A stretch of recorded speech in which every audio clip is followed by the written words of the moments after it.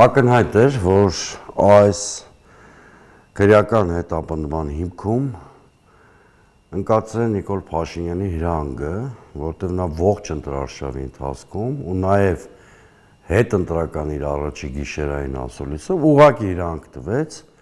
կամ անանսավորեց ընդդիմության 3 լիդերների ձերբակալությունը,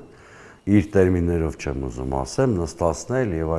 այլն, ակնհայտ է, որ նա հրահանգ է տվել հնարավոր բոլոր միջոցներով Ծառուկյանին, Կարապետյանին, Քոչարյանին քրեական հետապնդման թիրախ դարձնել կամ նույնիսկ կալանավորել, այնպես որ սա զարմանալի չէր, ընդ որում մարդկային ճղճիմությունը այն Աշճանի է ասել, որ իրանք հատուկ փաստորեն օդանավակայ հետևում են Ծառուկյանին, օդանավակայանում փաստորեն մարդ են նստացնում, որ Ծառուկյանի մտնելու պահին լուսանկարի, որ սկանդալային կեղծ վերնագրեր ստանան իրենց կայքերում դնել, այո, փախուստի իմիտացիա են ստեղծում, այն դեպքում, երբ որ ակնհայտորեն նման տրամադրություններ այդ մարդը չունի